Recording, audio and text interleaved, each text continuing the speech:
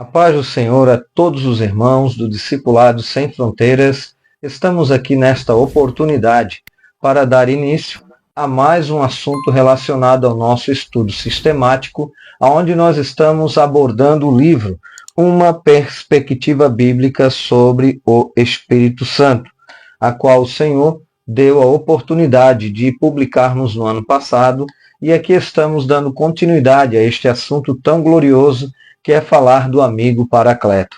Para esta oportunidade, nós iremos falar sobre o Espírito Santo agora com o seu nome Espírito da Graça.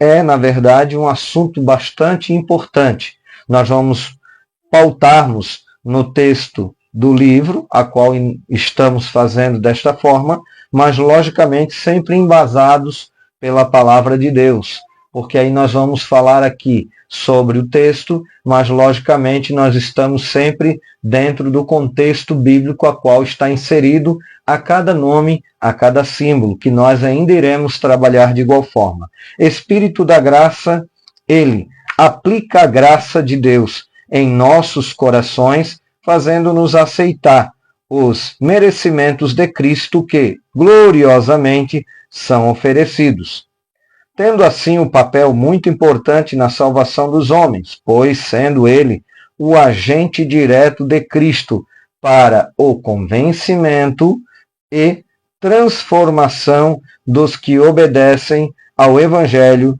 de Jesus. Então, deixei pontuado aqui para nós, nesse pequeno texto direcionado para este ensino, o convencimento e transformação. Quando nós olhamos o Espírito da Graça, nós observamos que o Espírito agora é ele que está operando através da palavra do Senhor. Com isso, nós vamos observar, por exemplo, em João, capítulo 16, versículo 8, o próprio Senhor Jesus. Ele está nesse contexto aqui, um pouco mais abaixo, esse versículo e este capítulo, mas eu estou fazendo aqui, na verdade, apenas um estudo em passo a passo, e não iremos ler todo o material em si, para que você possa ter apenas uma explicação sobre o assunto a qual está sendo abordado. Com isso, nós vamos observar que Jesus, ele falou de forma categórica, quando ele vier, que é o Espírito Santo, ainda não havia vindo, Jesus estava ainda no seu ministério terreno, e ele então disse, quando ele vier, convencerá o mundo do pecado, da justiça e do juízo. Do pecado, porque não crê em mim, da justiça, porque vou para o meu Pai e não me vereis mais, e do juízo, porque o príncipe deste mundo já está condenado. Por questões escatológicas, sabemos que há um tempo onde haverá um desdobramento de eventos escatológicos, para que isso venha se concretizar. Porém, quando nós olhamos o texto, e Jesus fala que ele convence, do grego elencho, ele expõe o pecado, para que eu e você pudéssemos, então, tomarmos uma decisão de arrependimento, aonde nós podemos nos voltarmos para o Senhor, convencidos pelo Espírito. Quando ele fala que o Espírito convenceria o mundo, é lógico que a palavra cosmos é uma palavra grega que, dentro de uma questão semântica, está se referindo às pessoas. E por isso que falei de antemão, que, na verdade, ele nos convence, ele expõe o pecado, porém, ele não nos acusa. Ele não acusa a minha vida e nem a sua. Apenas quem nos acusa é o adversário e a nossa própria consciência. Com isso, nós podemos observar que esse Espírito da Graça, ele faz esse cumprimento maravilhoso, que é, na verdade, para a regeneração. E para isso, dentro de uma questão de conversão, de metanoia, mudança de mente, há necessidade, então, também da transformação. Quando nós olhamos essa questão de transformação, lógico que poderíamos falar aqui sobre o novo nascimento, aquilo que Jesus falou a Nicodemos, quem não nascer da água e do Espírito não pode ver, não pode entrar no reino de Deus. O que é nascido da carne é carne, o que é nascido do Espírito é Espírito, importa nascer de novo. O vento sopra, não sabe de onde vem, nem para onde vai. Assim é todo aquele que é nascido do Espírito.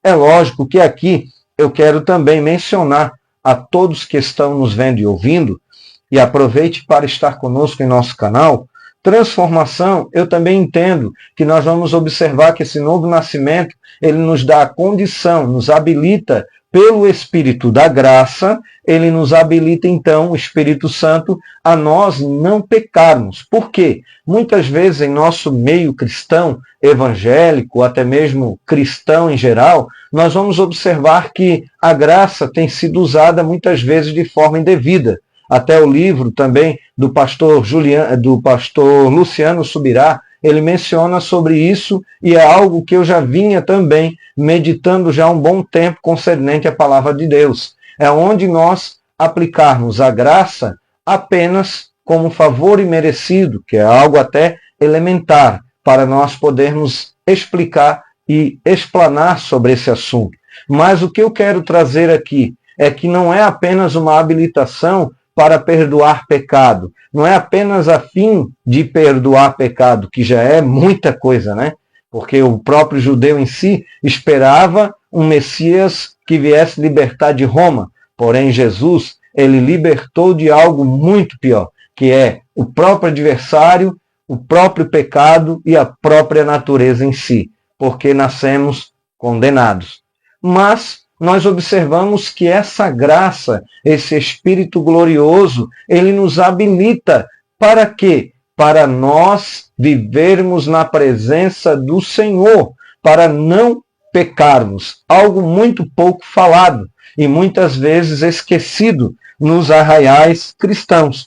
Um pouco mais abaixo, na segunda estrofe, nós temos ali também Tito 2:11, porque a graça de Deus se é manifestado salvadora a todos os homens. Um pouco mais abaixo agora, na próxima página, página 36, no segundo parágrafo, sem o Espírito Santo não há arrependimento. Nós carecemos nascer de novo e a ação e a atuação do Espírito da graça, do Espírito do Senhor. E para concluir, não menos importante, é Ele quem nos convence dos nossos erros. Sem arrependimento verdadeiro, não há salvação pela graça. O Espírito Santo comunica a graça de Deus a nós. Em Hebreus 10:29, fala que, de quanto maior castigo, cuidais, vos será julgado merecedor aquele que pisar o Filho de Deus e tiver por profano o sangue do testamento, como foi santificado, e fizer agravo ao Espírito da graça. Então, quero terminar aqui esta pequena abordagem para que eu e você possamos aprender passo a passo concernente àquilo que foi escrito neste livro, mas totalmente abordando as Escrituras, partindo dela como nossa base principal, ou a única base, na verdade. E apenas aqui uma explicação, uma exposição daquilo que está no texto bíblico. Com isso, quero aqui deixar esta palavra e acompanhe-nos para que possamos aí dar continuidade a este trabalho e a este trabalho de ensinamento. Que o Senhor possa te abençoar de uma forma toda especial, no nome do Senhor Jesus. Amém.